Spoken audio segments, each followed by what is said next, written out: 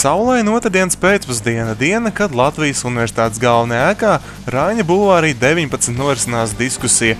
Diskusija, kurā plānots apspriest, runāt, atklāt un izglītot, kāda ir mūsu latviešu mode, preces un identitāte, kas tai ir raksturīgs un ar ko tā atšķiras no citām tautām.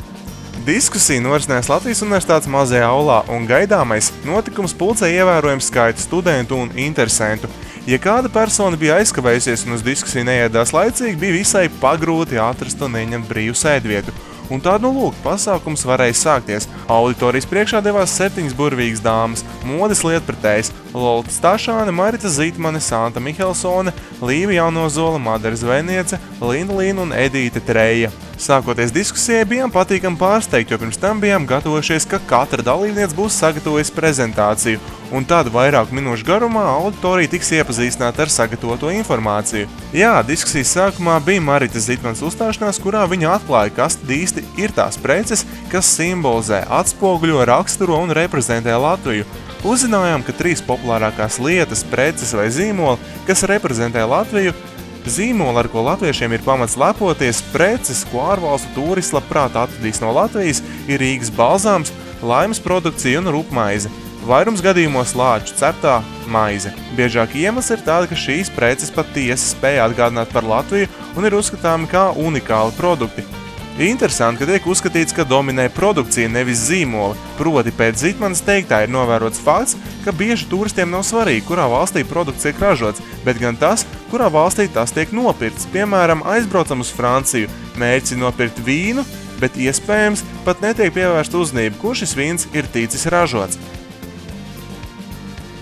Kad prezentācija noslēgusies, sākās diskusijas saldējs ēdiens. Izrādās labu laiku pirms diskusijas interesantiem bija iespēja sagatavot ekspertiem jautājumus, uz kuriem viņas diskusijas laikā sniedz izsmeļošas atbildes. Tās papildinot ar raibiem stāstiem un dzīves laikā piedzīvotajiem notikumiem. Ko tad mēs īsti uzzinājām? Tātad latviešu tradicionālās rakstu zīmes ir ļoti veiksmīgi un skaisti iespējams iestrādāt tērpos, kā nekā rakstu zīmes ir tās, kas spēja atšķirt mūs no pārējās pasaules. Taču, lai mūsu dizaineri pasaulē šķistu interesanti, tiem būtu jāspēj nodrošināt vismaz 1000 mazu un vidēja lieluma apģērba eksemplāru.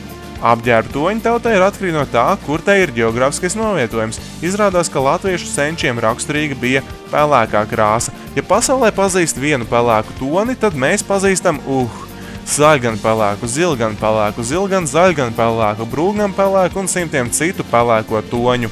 Mūsu bērnības divi bija dziedātāja Linda Līna, līdz ar to loģiski visvairāk uzmanības pievērsām to, ko stāstīja viņa. Kāpēc viņa pievērsās modes industrijai? Tas bija pirms 10 gadiem, kad brālim bija dzimšanas diena. Viņi izdomāja brālim uzdāvināt ar latviešu zīmēm apdrukātu krēklu. Brālim un citiem cilvēkiem tas ļoti patika, tāpēc Linda Līna izdomāja pamazām bruģēt ceļu tālāk. Viņa ir tieši tā, kas uzskata, ka tautu zīmes ir svarīgas un spēj iedvest maģisku auru. Pēc viņas domām Eiropā vajag radīt atpazīstamu saukli. Ja sadarbosies ar latvieti, viss būs kārtībā, jo, kā saka par latviešiem, vīrs un vārds. Diskusijas laikā daudz ļauds pievērs uzmanību dziedātais uzkrītošiem iedegumam. Tad kādā brīdī to saprotot, viņa atklāja, ka nav aizmigusi Solārijā, bet gan bijusi karstajā un tveicīgajā Meksikā. Neteiksim, ka diskusija, kuras ilgums bija 1,5 stunda, bija garlaicīga. Mums cilvēkiem, kas ar modi ir uz jūs, bija iespēja uzzināt daudz jaunu un iegūt vērtīgas atziņas un padomus. Atcerieties, reportāžu sākumā jums stāstījām, kādi ir Latvijas populārākie zīmoli – Rīgas balzāms, Laima un lāču rupmaize. Šis ir vispār pieņemts uzskats, taču mums likās interesanti noskaidrot studentu domas, kuri 3 zīmoli viņuprāt reprezentē Latviju. Es domāju, ka tā ir Laima šokolāde, tad Lauma veļa un Latvijas balzāms. Kārums, Tērvetes alus un grindeks. Latvijas balzāms, ādaru čipsi un Laima.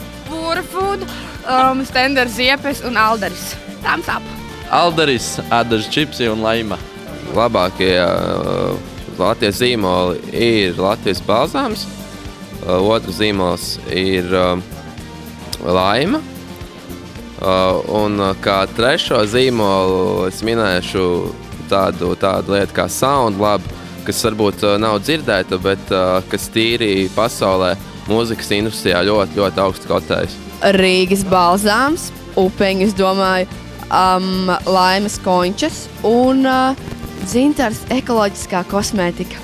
Laima, lāču maize un Rīgas balzāms. Nē, Latvijas balzāms. Noteikti komplekts, Laimas, balzāms un kaudzi labas emocijas no Latvijas. Latvijas standarts, komplektes Laima un kosmētika dzintars. Un es.